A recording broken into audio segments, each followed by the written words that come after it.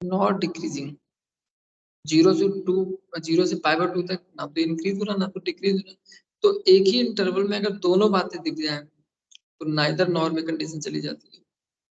अच्छा π/2 से 3π/2 तक तो स्ट्रिक्टली डिक्रीजिंग। स्ट्रिक्टली क्यों लगा रहे हैं यहाँ पे?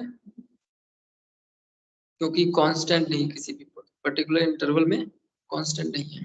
ठीक है, दो वैल्यूज पे सेम वैल्यू नहीं आ रही फंक्शन की। एक्स की दो वैल्यूज पे फंक्शन की वैल्यू सेम नहीं है, इसलिए ये स्ट्रिक्टली डिक्रीजिंग या फिर स्ट्रिक्टली इंक्रीजिंग की कंडीशन में जा रहा है, मतलब स्ट्रिक्टली में जा रहा है। ठीक है। अच्छा एक और फंक्शन अपने पास होता है y equal to sine inverse x. इसका ग्राफ देख लो पहले। ग्राफ कैसे बनेगा इसका? तो ये sine inverse x restricted graph होता है, पूरा ग्राफ नहीं लेते। कैसे बनेगा ग्राफ? इस तरह से ये हो जाता है π/2 -π/2 और ये हो जाता है π/2। ठीक है, π/2 -π/2। यहाँ पे वैल्यू कितनी हो जाती है अपने पास? -1 और ये हो जाती है 1। इतना ही है, सिर्फ इतना ही ग्राफ में हमें बताना है। तो साइन इनवर्स एक्स को आप क्या बता सकते हो? डोमेन की बात ही नहीं करते यहाँ पे, क्योंकि ये वो सारे डोमेन में जो भी जिस डोमेन में डिफाइन होता है पूरा ये क्या हो जाएगा? लगातार ग्राफ बढ़ रहा है और डिक्रीज हो रहा है। एक्स की वैल्यू जब आप बढ़ाओगे तो ऑब्जर्व कर लो इसको, साइन इनवर्स एक्स ग्राफ लगातार बढ़ रहा है। वाई की अगर रिस्पेक्ट में बात करें, वाई की वैल्यू इंक्रीज हो रही है जब एक्स की वैल्यू इंक्रीज करते हैं। यस इट इज ऑलवेज, मतलब पूरे डोमेन में जो इसका डोमेन होता है, एक्स की वैल्यू जो होती है x belongs to -1 to 1। now the y is equal to sin inverse x, this function is strictly increasing, strictly increasing है। cos की भी अगर बात करें, cos का भी ग्राफ देख लो कैसे बनेगा। y is equal to cos inverse x, cos inverse x का ग्राफ कैसे बन जाएगा?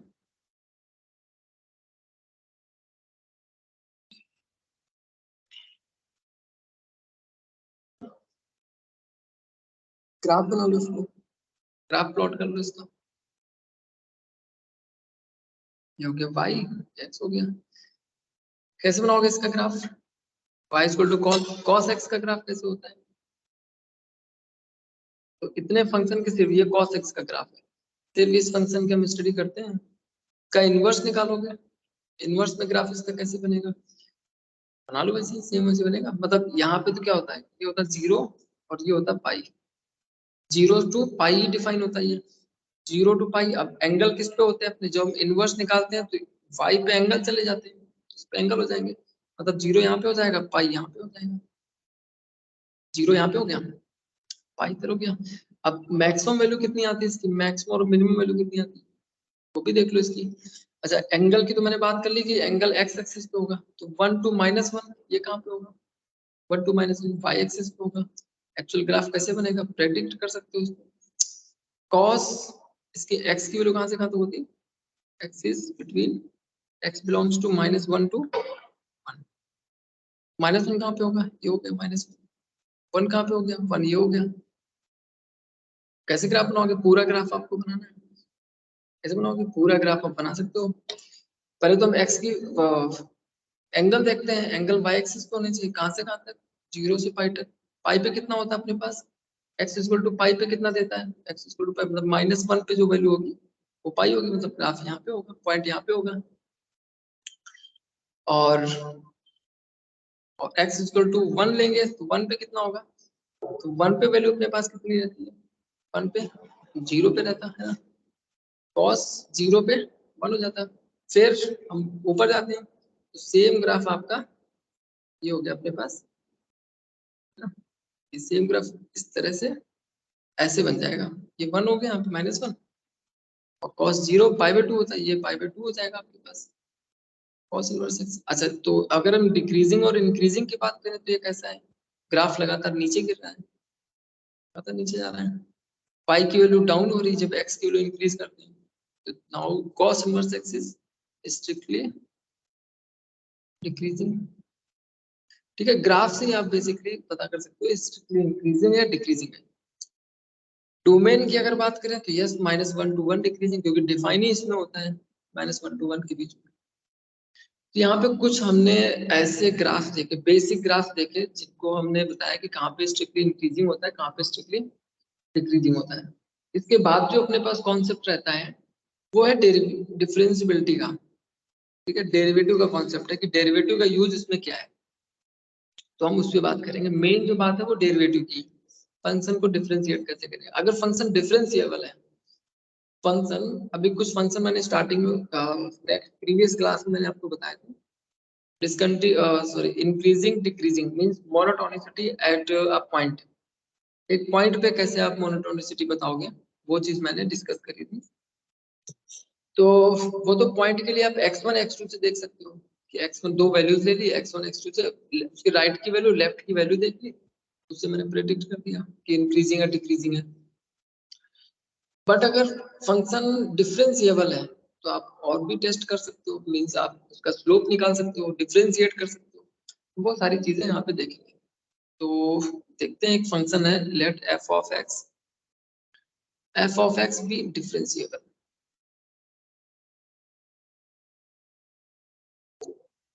फंक्शन अपने पास जो डिफरेंशिएबल है तो वहां पे सबसे फर्स्ट में हम देखेंगे, हम फंक्शन डिफरेंशिएबल है तो डिफरेंशिएट कर लिया, डिफरेंशिएट किया, डिफरेंशिएट करने पे क्या आएगा, पर्टिकुलर पॉइंट पे, किसी पर्टिकुलर पॉइंट पे चेक करेंगे कि अगर एफ डैश एक्स की वैल्यू ग्रेटर देन 0 है, या फिर हम बोलते हैं एट ए,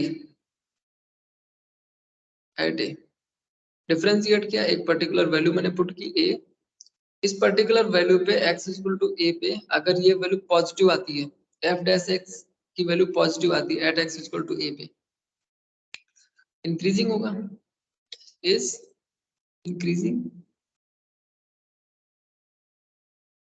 ओके, इंक्रीजिंग हो जाएगा, किस पे इंक्रीजिंग होगा, एट x इक्वल टू ए पे।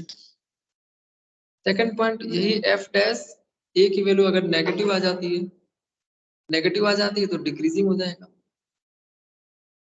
डिक्रीजिंग हो जाएगा, एट x इक्वल टू ए पे डिक्रीजिंग हो जाएगा। मतलब एफ डैश एक्स की वैल्यू अगर पॉजिटिव है तो इंक्रीजिंग, एफ डैश एक्स की वैल्यू नेगेटिव है तो डिक्रीजिंग हो जाएगा। ठीक है, अच्छा एफ डैश एक्स की वैल्यू अगर 0 आ जाती है, एफ डैश ए पे अगर क्या आ गया, 0 आ गया, इसमें हमने पूछ दिया, तो इस कंडीशन में हम नेबरहुड जो इसके पॉइंट हो गए ना, उस पे हम चेक करेंगे। मतलब एक पॉइंट मैंने पुट किया पर्टिकुलर, उस पे एफ डैश एक्स की वैल्यू 0 होगी, 0 होगी मतलब, तो एग्जामिन करेंगे इसका हम neighbourhood point, then examine the sign of f dash x, मतलब इसका साइन हम ऑब्जर्व करेंगे ऑन द लेफ्ट नेबरहुड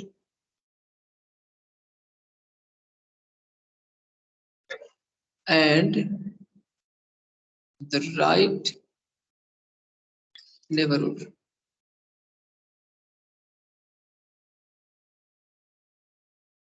ये मुझे ऑब्जर्व करना है, इन तीनों बातों का क्या मीनिंग है वो समझते हैं। देखो पहले तो समझते हैं एफ डैश एक्स क्या है।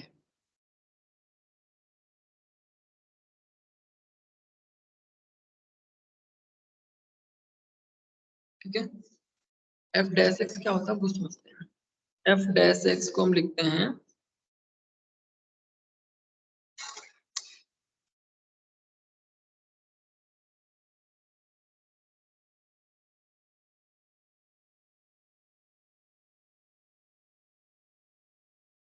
इसको ऐसे भी लिख सकते हो d y over d x, आपने पहले किया होगा। D y over d x क्या होता है, मैंने आपको बोला था रेट ऑफ चेंज,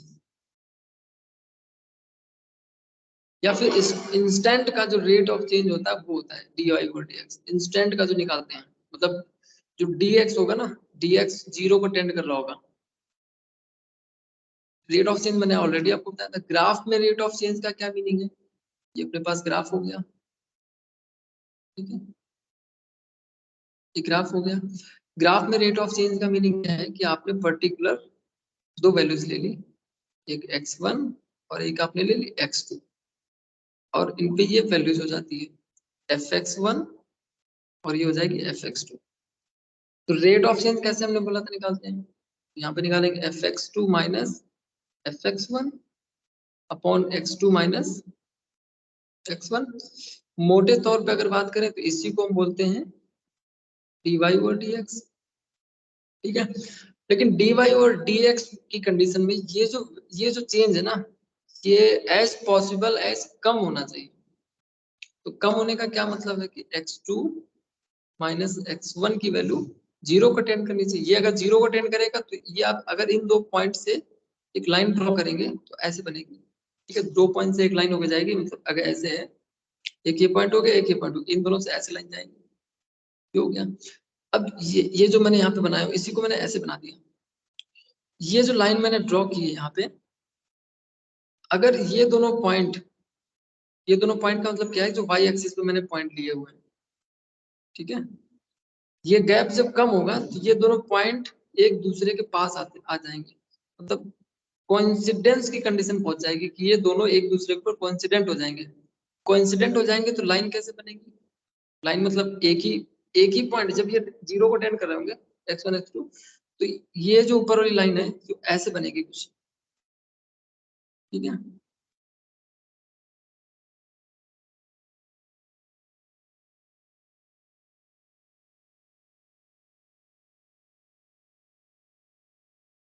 ये मैंने ग्राफ बनाया था, ऐसे कंडीशन बन जाएगी।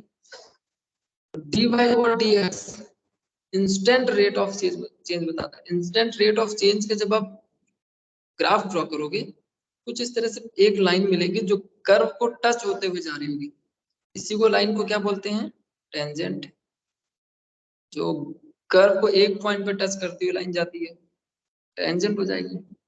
मतलब मोटे तौर पे अब देखो, मोटे तौर पे मैंने बोला कि इतना गैप देखो मैंने लेके बोला, यही अगर इंस्टेंट में कन्वर्ट करें तो डी x2 माइनस x1 0 को टेंड करेगा, ग्राफ ये जो गैप है छोटा हो जाएगा, गैप छोटा हो जाएगा तो एक लाइन की तरह ग्राफ बनेगा, इसको बोलते हैं tangent.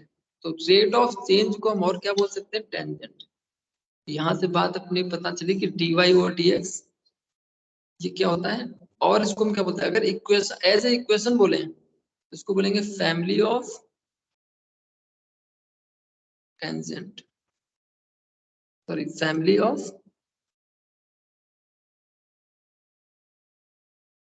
Slope of tangent.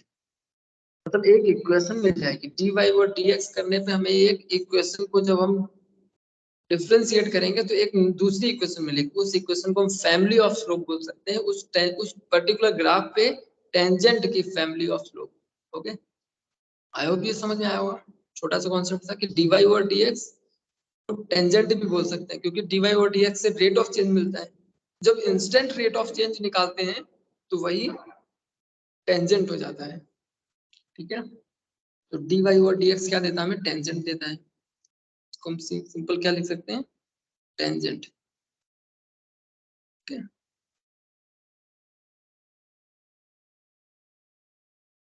Tangent हो गया dy और dx। ओके, तो यहाँ पे एक कर्व हो गया ये इस तरह से, ठीक है। ये हो गया fx, तो इसका f डैश x क्या होगा, ये fx हो गया। f डैश x इसी कर्व पे पर्टिकुलर पॉइंट पे ड्रॉ की गई टेंजेंट होगी। मतलब अगर हम बात करें f dash x at x is equal to a, तो मान लो पॉइंट a यहाँ पे है, a पे हम गए कर्व पे गए, इस पॉइंट पे हमने टेंजेंट ड्रॉ कर दिया। तो ये क्या हो गया, ये जो पर्टिकुलर मैंने यहाँ पे लिखा हुआ ना, इस टेंजेंट की वैल्यू है ये at x is equal to a पे।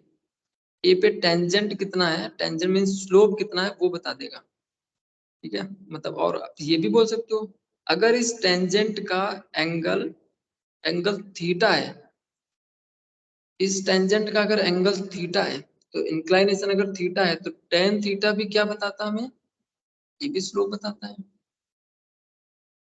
मतलब dy और dx के एक और मीनिंग यहाँ पे निकल के आई, dy और dx क्या होता है, स्लोप होता है। टेन थीटा भी क्या होता है, स्लोप होता है। आपने m equal to tan theta पढ़ा होगा 11th में, स्ट्रेट लाइन में आपके चैप्टर में होगा m equal to tan theta, वही सेम यहाँ पे dy ओवर dx काम कर रहा है, तो dy ओवर dx क्या हो जाएगा स्लोप। लेकिन dy ओवर dx स्लोप की इक्वेशन निकलती, कभी कभी तो नंबर ही आ जाता सीधे, जैसे आप 2x को डिफरेंशिएट करोगे तो 2 आ जाएगा, कभी कभी तो dy ओवर dx नंबर आता है, लेकिन कभी इक्वेशन आता है, तो इक्वेशन आता है इसलिए मैंने यहाँ पे फैमिली ऑफ स्लोप लिखा था, इक्वेशन ऑफ स्लोप भी आप बोल सकते हो, इस टेंजेंट का इक्वेशन ऐसे है ना। तो यहाँ से निकल के आया स्लोप, स्लोप निकल के आ गया, मतलब tan थीटा की वैल्यू बेसिकली आप बोलोगे tan थीटा की वैल्यू आई जो dy ओवर dx से आई है, ठीक है। तो dy over dx slope of tangent equal होता है। तो एक तो ये हो गया, स्लोप की बात मैंने यहाँ पे कर ली। अच्छा, अगर मैं पॉइंट चेंज कर दूं, सपोज दैट मैं पॉइंट ले लेता हूँ यहाँ पे एट x इक्वल टू 5, तो आप ऐसे बोलोगे f dash x at x equal to 5 at x equal to 5, इससे जो वैल्यू आएगी ना, इससे जो वैल्यू आएगी f dash x at x equal to 5 equal to जो आएगी वो स्लोप होगी, ठीक है, स्लोप हो जाएगी इसकी। अच्छा, एक तो ये हो गया, ये मैंने आपको बता दिया dy और dx क्या बता, स्लोप पर्टिकुलर किसी भी पॉइंट पे अगर आपको स्लोप निकालना है, मतलब f डैश x अगर आपने निकाला है तो बस f डैश x में पॉइंट रखना है, जिस पॉइंट पे भी आपको निकालना है तो उस पॉइंट पे स्लोप आ जाएगा, पर्टिकुलर टेंजेंट आ जाएगा, टेंजेंट का स्लोप आ जाएगा, ठीक है। ये हो गया पॉइंट बी, और ये हो गया इस पे, ये मैंने टेंजेंट ड्रॉ कर दी, तो f डैश x टेंजेंट बताता है, ठीक है, f डैश x क्या बताता है टेंजेंट, ठीक है। ये आई होप इतना क्लियर हो गया होगा। अब हम बात कर लेते हैं इंक्रीजिंग और डिक्रीजिंग कैसे हम पता करेंगे। ये हो गया पर्टिकुलर अपना एक ग्राफ, ठीक है। मैंने आपको बताया आपको रिमेम्बर रखना सिर्फ tan थीटा, tan थीटा को थोड़ा एनालिसिस करें तो इसकी टेबल बनेगी, तो tan थीटा कहाँ पे पॉजिटिव होता है कहाँ पे नेगेटिव होता है। तो अगर हम एंगल लेते हैं बिटवीन 0 to 90, 0 to 90 के बीच में tan थीटा पॉजिटिव रहता है, और 90 to 180 के बीच में tan थीटा नेगेटिव रहता है। मतलब इंक्लाइनेशन, अगर टेंजेंट का इंक्लाइनेशन 0 to 90 के बीच में है तो tan थीटा की वैल्यू पॉजिटिव आएगी, मतलब इसका अगर tan थीटा निकालेंगे, इस थीटा का अगर tan थीटा निकालेंगे तो tan theta will be positive. क्यों? क्योंकि tan थीटा 0 से 90 के बीच में पॉजिटिव वैल्यू देता है, ठीक है। अगर यही थीटा की वैल्यू इंक्रीज हो जाए, मतलब यहाँ से इधर तो इंक्रीज होगा नहीं, अगर इस पॉइंट पे पर्टिकुलर पॉइंट पे हम इस लाइन ड्रॉ करके इसका इंक्लाइनेशन निकालें, तो इंक्लाइनेशन कितना होगा, ये इंक्लाइनेशन कितना हो जाएगा 90 से ग्रेटर होगा, 90 से ग्रेटर होगा, ये मैंने कर लिया थीटा 1, 90 से अगर ग्रेटर है तो tan थीटा 1 की वैल्यू क्या हो जाएगी लेस देन 0, tan थीटा की वैल्यू क्या हो जाएगी लेस देन 0, ठीक है। तो यहाँ पे क्या समझ में आया कि अगर थीटा की वैल्यू 0 से 90 के बीच में हमें लग रही है तो tan थीटा की वैल्यू 0 से ग्रेटर होगी, और इसी tan थीटा को ही मैंने क्या बोला था f डैश x, ठीक है, इसी को मैंने बोला था f dash x, f dash x मतलब मोटे तौर पे आप बोल सकते हैं कि f डैश x अगर ग्रेटर देन 0 है, ठीक है, तो एंगल कितना होगा 0 से 90 के बीच में होगा, एंगल होगा 0 to π/2 के बीच में, ठीक है, 0 to π/2 होगा। और f डैश x की वैल्यू अगर नेगेटिव में आई है तो वो π/2 टू पाई होगा, ठीक है। ये मैंने पर्टिकुलर लिख दिया, एंगल लिख दिया π/2 से π/2 की, π/2 से पाई के बीच में होगा f डैश x की वैल्यू, ओके। तो टेंजेंट हमें dy ओवर dx बताएगा। अब उस dy ओवर dx की लोग कहाँ पे पॉजिटिव कहाँ पे नेगेटिव, ये हम पॉइंट से पता कर लेंगे, ठीक है। एक चीज और देखते हैं dy ओवर dx में,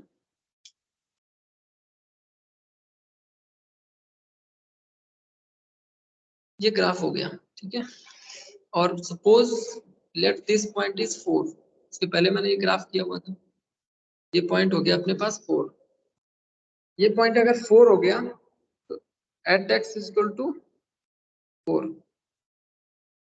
अगर हम at x equal to minimum point पे अगर हम टेंजेंट ड्रॉ करें तो कुछ ऐसे बनेगी। तो इसका इंक्लाइनेशन कितना है एक्स एक्सिस के साथ में, एक्स एक्सिस के साथ इसका इंक्लाइनेशन कितना है, थीटा इज 0। तो टेन थीटा कितना हो जाएगा, वो भी 0 हो जाएगा। टेन थीटा की कोई बोलते हैं एफ डैश एक्स, ये भी 0 हो जाएगा। तो एफ डैश एक्स 0 कब होता है, when tangent is parallel to x axis, dy over dx is 0 when parallel to x axis। तो dy over dx 0 कब होगा, जब टेंजेंट x एक्सिस के पैरेलल होगी। तो x एक्सिस के पैरेलल है, ठीक है यहाँ पे। अच्छा तो 4 पे x at x equal to 4 पे टेंजेंट पैरेलल है x एक्सिस के। तो 4 के अगर लेफ्ट में देखें, मींस अगर 3 पे बात करें तो एट x इक्वल टू 3 पे इसका इंक्लाइनेशन कितना होगा, एट x इक्वल टू 3 पे इंक्लाइनेशन होगा f dash of 3 is less than 0। Less than 0 means negative होगा। नेगेटिव क्यों होगा, क्योंकि इसका इंक्लाइनेशन आप देख रहे हैं, इंक्लाइनेशन कितना है, बिटवीन 90 टू पाई के बीच में है। ओके, और यहीं पे अगर and f dash 5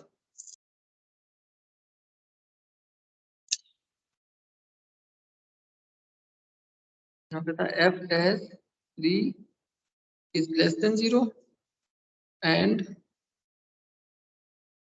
f dash 5 will be greater than 0। Greater than 0 कैसे, 4 पे तो टेंजेंट पैरेलल हो गई, 4 पे 5 पे कितना होगा, जो इसका टेंजेंट का स्लोप आएगा, इसका जो इंक्लाइनेशन आएगा बिटवीन 0 टू 90 के बीच में आएगा। 0 टू 90 के बीच में tan थीटा पॉजिटिव होता है, मतलब f डैश x पॉजिटिव होगा, f डैश x पॉजिटिव होगा, f डैश x पॉजिटिव है, ठीक है। तो अब आप देख सकते हो यहाँ पे 4 से राइट में अगर f डैश x पॉजिटिव है, ठीक है 5 पे, तो यहाँ पे आप पॉइंट भी इसका लिख सकते हो।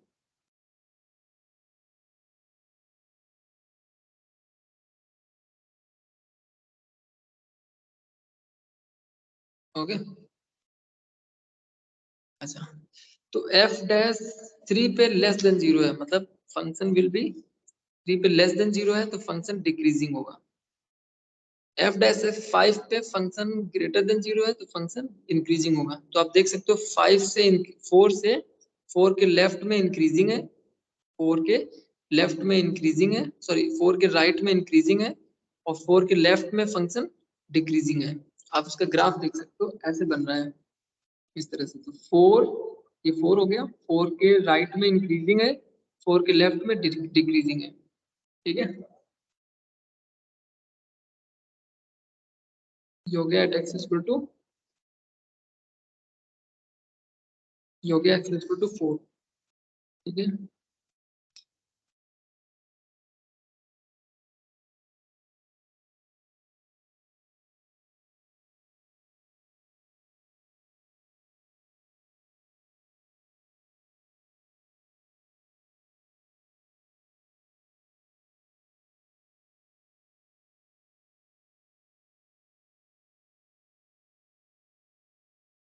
ओके, तो एक टेबल के थ्रू समझ लेते हैं।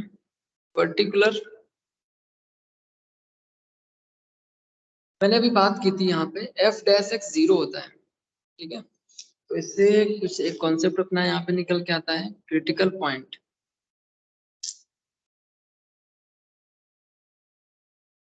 Critical point and stationary points, critical points and stationary point. तो क्रिटिकल पॉइंट क्या होता है, critical point is a point where dy over dx is equal to 0 और dy over dx is not defined। Critical point क्या होता है, जहां पे dy over dx फंक्शन का जो f डैश x है वो 0 हो जाए, उस पॉइंट को क्या बोलेंगे, क्रिटिकल पॉइंट। जहां पे ये तो क्रिटिकल हो गया, जहां पे dy और dx नॉट डिफाइंड हो उसको भी बोलते हैं क्रिटिकल पॉइंट। तो स्टेशनरी पॉइंट क्या होता है, a point where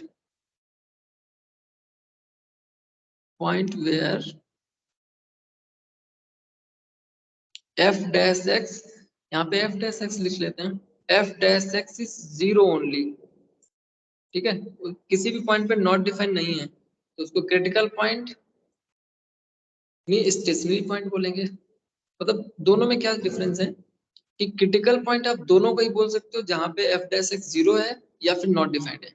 stationary point आप उसको बोलोगे जहां पे केवल और केवल क्रिटिकल f डैश x 0 है, ठीक है। तो f dash x is equal to 0 वाले पॉइंट को आप क्रिटिकल भी बोल सकते हो, स्टेशनरी भी बोल सकते हो।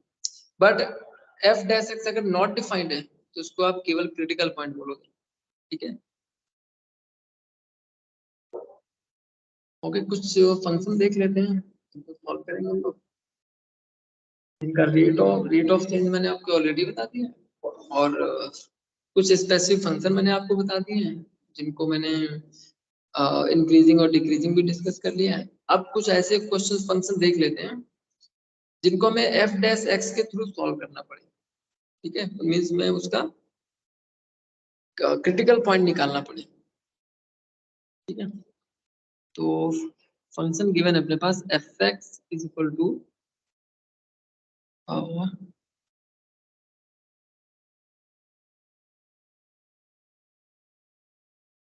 X cube minus 3x square plus 4. Okay. Now we have to find points of monotonicity.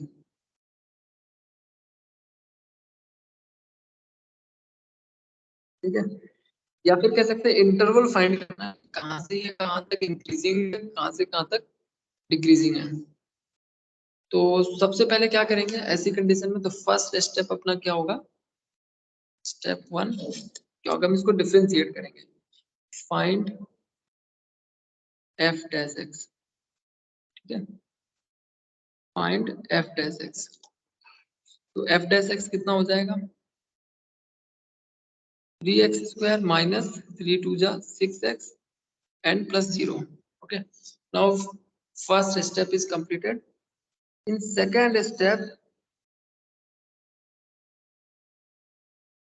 find a point in f dash x. F dash x, let's see x is equal to say where the f dash x is 0. वो point निकालना जहां पे f dash x 0 हो जाए, ठीक है, वो point निकालना है। तो मींस सेकंड स्टेप में क्या करना है, f डैश x को 0 के इक्वल पुट करके आपको x की वैल्यू निकालनी है। स्टेप टू, पुट, या फिर ऐसे लिख सकते हैं f dash x to equal 0, ठीक है। स्टेप टू, 0 के इक्वल कर देते हैं, 0 के इक्वल करेंगे कितना होगा, 3x square minus 6x equal to 0। f dash x जहां पे 0 होता है वो पॉइंट्स को बोलते हैं हम लोग क्रिटिकल पॉइंट, मतलब इसको हमें 0 पे इक्वेट करना है, 0 पे इक्वेट करके क्रिटिकल पॉइंट्स निकालने हैं। Okay, so now 3x is common and we have x minus 2 is equal to 0. So we have two critical points. तो इसको स्टेशनरी पॉइंट भी बोल सकते हैं, बिकॉज dy और dx कहीं पे 0 तो है नहीं, तो इसको हम बोल सकते हैं we have two stationary point which is one x is equal to 0 and second is x is equal to 2. Okay, या क्या x is equal to 2, ये क्रिटिकल पॉइंट हो जाएंगे। स्टेप थर्ड में क्या करेंगे, स्टेप थर्ड स्टेशनरी पॉइंट के left और राइट में साइन ऑफ साइन चेक करेंगे एफ डैश एक्स का। तो check the sign of f dash x at neighbourhood of critical points. ठीक है, क्रिटिकल पॉइंट अपना निकाला है। अब मैं नेबरहुड पे लेफ्ट और राइट में पॉइंट चेक करने हैं। तो एक तो एट एक्स इक्वल टू 0 पे dy और dx 0 हो रहा है, मींस एफ डैश एक्स 0 हो रहा है 0 पे, और दूसरा 2 पे 0 हो रहा है। तो इसके नेबरहुड पे हमें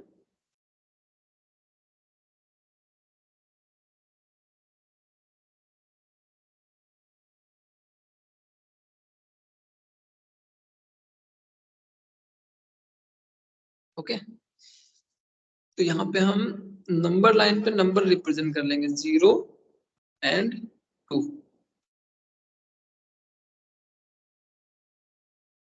0 and 2।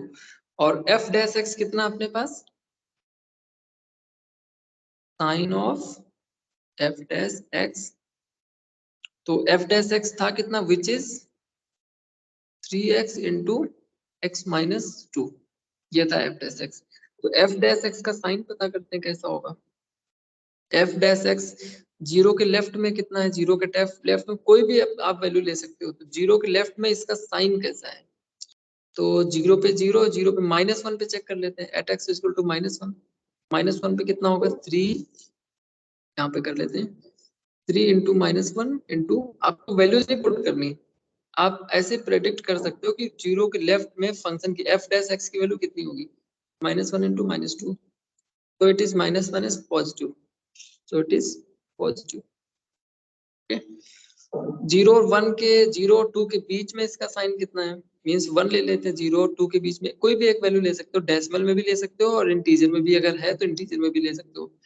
Eight x equal to 1 पे देखा हमने, 1 पे ये पॉजिटिव हो जाएगा, और ये कैसा होगा, x माइनस 2 1 पे कितना होगा 3x इंटू एक्स माइनस 1 पे, एट एक्स इक्वल टू 1 पे 1 माइनस 2 ये नेगेटिव हो जाएगा, ये पॉजिटिव हो जाएगा, plus minus minus means 0 to 2 के बीच में इसकी वैल्यू एफ डैश एक्स क्या होगा, नेगेटिव होगा। 2 मींस 2 से ग्रेटर पे, मतलब 3 पे चेक कर लिया, 3 पे कितना होगा, ये 3 जा 9, मतलब ये पॉजिटिव होगा, ये पॉजिटिव हो जाएगा, और 3 पे ये भी पॉजिटिव हो जाएगा। तो कुछ ऐसा आ गया अपने पास। ये क्या है, ये साइन है, sign of f dash x. Step 3 में हम साइन चेक करते हैं। साइन हमने चेक किया, 0 के लेफ्ट में पॉजिटिव है, 0 के लेफ्ट में एफ डैश एक्स पॉजिटिव है, तो यहाँ पे लिखेंगे F dash x is positive, means greater than 0। यहाँ पे एफ डैश एक्स क्या है, लेस देन 0। यहाँ पे क्या है, एफ डैश एक्स फिर से ग्रेटर देन 0 है। तो जहां पे ग्रेटर देन 0 होता है वो वहां पे, यहाँ पे ग्रेटर देन 0 होता है, वहां उस पॉइंट पे इंक्रीजिंग होता है। मतलब ये वाला पॉइंट जो अपने पास आया है, f dash x greater than 0, greater than 0, less than 0, greater than 0। तो f dash x greater than 0 means function will be increasing.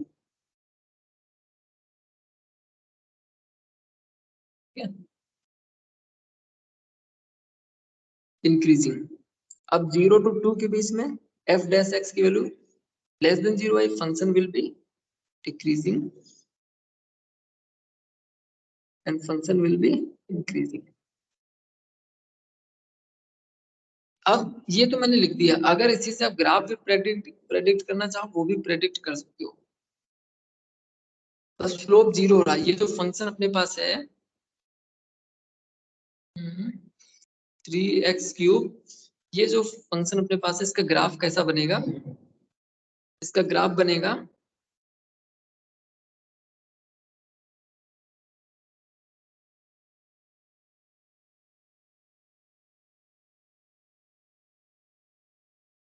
Graph कैसा बनेगा वो चीज देखते हैं।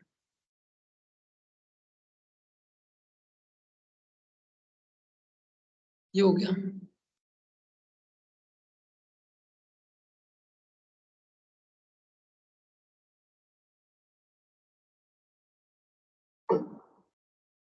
ग्राफ कैसे बनेगा इसका, तो फंक्शन क्या है, पहले इंक्रीजिंग है, तो इंक्रीजिंग का ग्राफ लगातार ऊपर बढ़ता है, मतलब ऊपर बढ़ेगा। फिर at x equal to 0, at x equal to 0 पे फंक्शन जो है वो उस पॉइंट पे एट एक्स इक्वल टू 0 पे d y over d x की वैल्यू 0 होगी, मतलब एक्स एक्सिस के पैरेलल होगी। एट एक्स इक्वल टू 0 पे जो आप टेंजेंट ड्रॉ करेंगे वो टेंजेंट एक्स एक्सिस के पैरेलल होगी, पैरेलल बना दी। अब 0 के ये हो गया 0, 0 के लेफ्ट में इंक्रीजिंग है तो इंक्रीजिंग का ग्राफ, फिर 0 से 2 के बीच में 0 से 2 तक डिक्रीजिंग का ग्राफ, डिक्रीजिंग का ग्राफ आपने बना लिया। फिर 2 के बाद फंक्शन इंक्रीज कर रहा है, 2 के बाद फंक्शन फिर इंक्रीज कर रहा है तो आप इंक्रीजिंग का ग्राफ बना लो। तो कुछ ऐसे ग्राफ बनेगा इसका, ठीक है। मतलब ये मैंने एफ एक्स का ग्राफ बनाया है, और एफ एक्स का ग्राफ क्योंकि दो जगह उसका टेंजेंट, उस ग्राफ पे टेंजेंट 0 हो रहा है तो ये टेंजेंट हो गया, टेंजेंट का स्लोप 0 हो रहा है मतलब एक्स एक्सिस के पैरेलल हो रहा है दो जगह, तो दो जगह मैंने पैरेलल कर लिया। तो कुछ ऐसा ग्राफ बनेगा। तो आप देख सकते हैं 0 तक फंक्शन इंक्रीज कर रहा है, फिर उसके बाद डिक्रीज हुआ 0 से 2 तक, फिर 2 से इंक्रीज होते हुए चला गया। तो ये अप्रॉक्स ग्राफ है, ठीक है, रफ ग्राफ है ये। तो क्या, तो फंक्शन का हमें बताना था कहां से कहां तक इंक्रीजिंग है। तो now function is increasing between minus infinity to 0 and 0 to 2 is decreasing and 2 to infinity is increasing। Okay, ये इंटरवल हो गया minus infinity to 0 and 0 to 2 and 2 to infinity। ये कंडीशन बन गई अपने पास। Okay,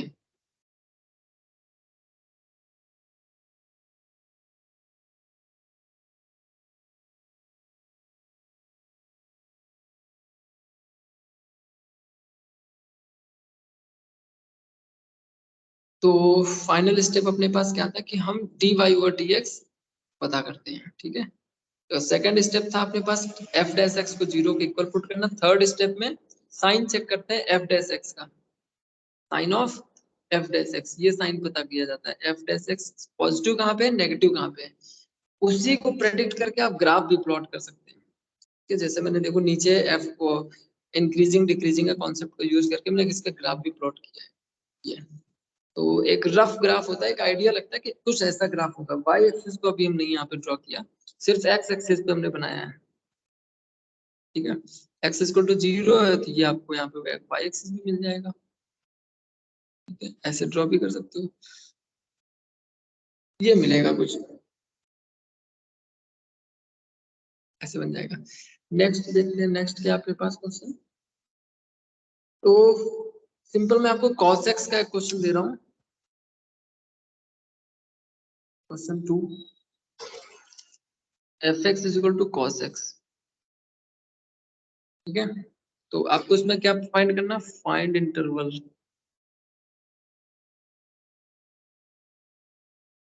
intervals of monotonicity.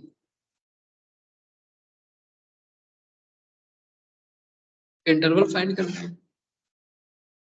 cos x का तुमने ग्राफ भी आपको बताया हुआ है, cos x का ग्राफ ऐसे बन जाएगा, ठीक है। बट इसको अगर डिफरेंशियबिलिटी के कॉन्सेप्ट से करो तो कैसे करोगे,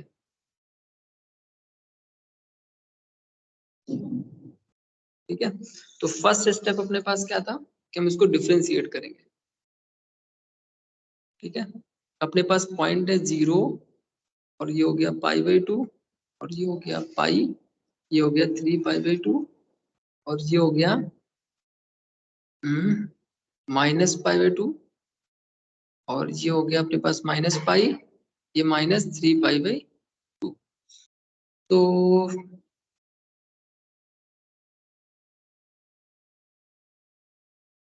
मतलब हमें ऑब्जर्व करना है, अगर हम बात करें 0 to 2π तक ऑब्जर्व करना है, ठीक है। 0 से 2π के बीच में ही आपको ऑब्जर्व करना है। वैसे तो इनफाइनाइट तक x की वैल्यू होती है ना आपके पास एंगल्स, 0 से 2π ले लेते हैं, बाकी आप इसके आगे तो निकाल ही सकते हो। तो यहाँ पे हो गया 2π इसके बीच में। वैसे तो आप ऐसे डायरेक्टली तो बता सकते हो आप कि 0 से पाई तक ये डिक्रीजिंग है, फिर पाई से 2π तक इंक्रीजिंग है, बट डिफरेंशियबिलिटी के कॉन्सेप्ट से कैसे करेंगे। तो स्टेप बाय स्टेप करते हैं। फर्स्ट स्टेप में हम लोग क्या करेंगे कि एफ डैश एक्स निकालेंगे, कितना हो गया cos x को डिफरेंशिएट करेंगे minus sine x। Second step में क्या करेंगे कि f डैश x को मैं क्या करना है, 0 पे इक्वेट करना है, तो sine x is equal to 0। तो 0 से 2 पाई के बीच में ही की हम बात कर रहे हैं ना x की वैल्यू, तो उसके बीच में इसका साइन कैसा होता है, minus sine x is equal to 0। तो x इज इक्वल टू, एक तो 0 पे 0 होता है साइन x, एक पाई पे 0 होता है, एक 2 पाई पे 0 होता है। सिर्फ 2 पाई तक ही हमने लिया यहाँ पे। क्रिटिकल पॉइंट्स आ गए अपने पास। क्रिटिकल पॉइंट कितने हैं, 0 पाई 2 पाई। फिर थर्ड स्टेप में क्या करते हैं, थर्ड स्टेप में हम इसको प्लॉट करेंगे, ठीक है। एक एक्सिस पे, वन एक्सिस पे इसको प्लॉट करेंगे, 0 एंड पाई एंड 2 पाई। अब क्या पता करेंगे यहाँ पे, sign of f dash x. F dash x का इसी क्रिटिकल पॉइंट्स पे हम लोग पता करेंगे कि एफ डैश एक्स का साइन कैसा है, एफ डैश एक्स कहाँ पॉजिटिव कहाँ नेगेटिव है, ठीक है। 0 हो गया, 0 से 2 पाई तक ही देखना है, तो 0 से 2 पाई के बीच में कोई एक वैल्यू ले लो, कोई भी एक ले सकते हो भाई, 30 डिग्री भी ले सकते हो, 45 भी ले सकते हो, 60 भी ले सकते हो, आई मीन पाई बाई 4 भी ले सकते हो, पाई बाई 3 और पाई बाई 6 भी ले सकते हो। ये नॉन वैल्यूज होती है, तो ये आप इजिली आप इनकी वैल्यूज बता दोगे। तो हम यहाँ पे लेते हैं एफ डैश एक्स की वैल्यू बिटवीन 0 to 2 पाई, इधर रफ में कर लेते हैं। तो मैंने लिया एफ डैश में मैंने पुट किया पाई बाई 4, तो एफ डैश एक्स था कितना, माइनस साइन बाई 4 था, तो माइनस साइन पाई बाई 4। तो माइनस साइन पाई बाई 4 की वैल्यू क्या आएगी, माइनस 1/√2। तो इन between 0 to pi by pi मैंने एक वैल्यू ली, उस पर नेगेटिव में आंसर आया। So between 0 to pi it's negative, it is negative, F dash x is negative. अब पाई टू 2 पाई, पाई से 2 पाई के बीच में हमें बताना है कि ये कहाँ पॉजिटिव होगा कहाँ पे नेगेटिव होगा, तो इसके बीच में भी कोई वैल्यू ले लो, तो कोई भी ले सकते हो आप, जो भी आपको इजी पड़े। तो पाई से 2 पाई के बीच में मैंने ले लिया कोई भी वैल्यू आप ले सकते हो, 3 पाई बाई 2 ले लिया इजिली, 3 पाई बाई 2। तो it is equal to f dash 3 pi by 2 is 3 pi by 2। तो 3 पाई बाई 2 पे मैंने क्या किया, minus sine 3 pi by 2। Sine 3 pi by 2 की वैल्यू 1 होती है, सॉरी -1 होती है, माइनस ऑलरेडी आगे लगा हुआ है, so it is plus and it is greater than 0 and it was less than 0। तो मतलब ग्रेटर देन 0 तो पॉजिटिव हो गया। हमें इन्हीं दोनों के बीच में ही आपको बताना था, मतलब मैंने आपको इंटरवल भी दे दिया था कि इस फंक्शन को आपको 0 से 2 पाई के बीच में ऑब्जर्व करना है, एनालिसिस करना है इसका। Now we got the answer. So in between 0 to 2 pi, ये तो इंटरवल हो गए, यहाँ पे इंटरवल्स हो गए, और यहाँ पे साइन हो गया ऑफ एफ डैश एक्स, ठीक है। और यहाँ पे मैं क्या लिखूंगा, मोनोटोनिसिटी, इसके बारे में लिख दिया। तो इन between 0 to, sorry it is pi, it is not 2 pi, in between 0 to pi, in intervals 0 to pi, sin of f dash x is negative, so it is, we can say f dash x is less than 0, so it will be decreasing, okay. In between pi to 2 pi, in this interval the sign of f dash x is positive, okay, it is positive, so it is increasing होगा, okay. Question हमने solve कर लिया। अच्छा, मैंने इसको solve किया है differentiability के कॉन्सेप्ट से, डेरिवेटिव का यूज करके मैंने इसको सॉल्व किया है। आप डायरेक्ट कर सकते थे इसको, डायरेक्ट इसको हम ग्राफ, हम जानते हैं इसका ग्राफ से बता सकते थे कि 0 से पाई के बीच में नीचे गिरा रहा ग्राफ, और पाई से 2 पाई के बीच में ऊपर जा रहा ग्राफ, तो पाई से 2 पाई के बीच में इंक्रीजिंग हो गया और 0 से 2 पाई के बीच में ग्राफ डिक्रीजिंग हो गया, ऐसे बता सकते हैं।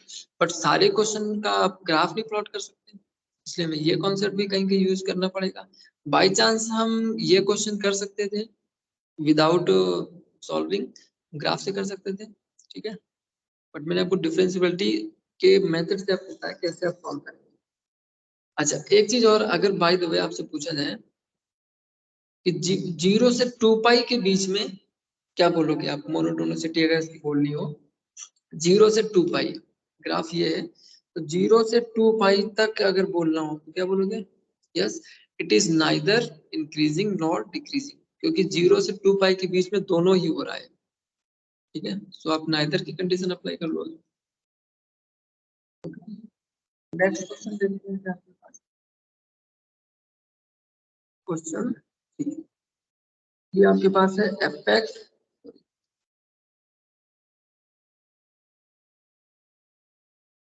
fx इज equal to x square minus 4x plus 6। इसको आपको बताना है, you have to find the intervals, find intervals where the function is increasing and where the function is decreasing। Intervals find करने हैं,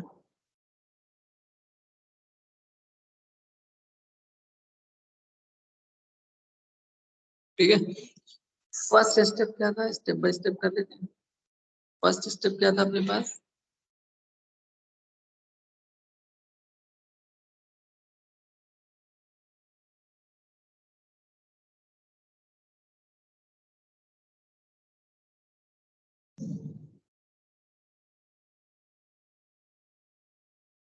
ठीक है। फर्स्ट स्टेप क्या था अपने पास,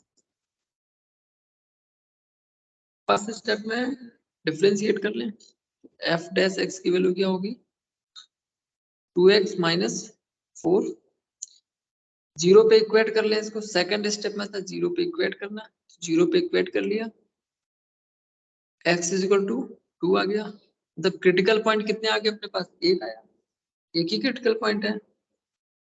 मतलब जो एफ डैश एक्स है, मतलब जो फंक्शन के ग्राफ पे जो स्लोप होगा वो एक ही पॉइंट पे एक्स एक्सिस के पैरेलल हो रहा होगा, एक ही ऐसा पॉइंट होगा यहाँ पे एक्स एक्सिस के पैरेलल स्लोप बन रही होगी, ठीक है।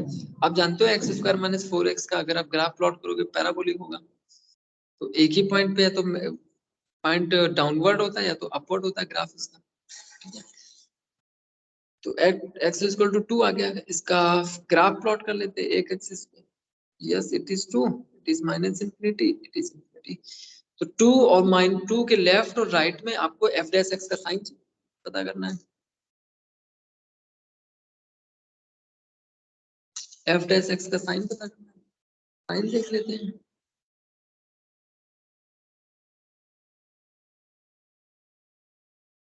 ठीक है। Sign of f dash x, sign पता कर लेते हैं।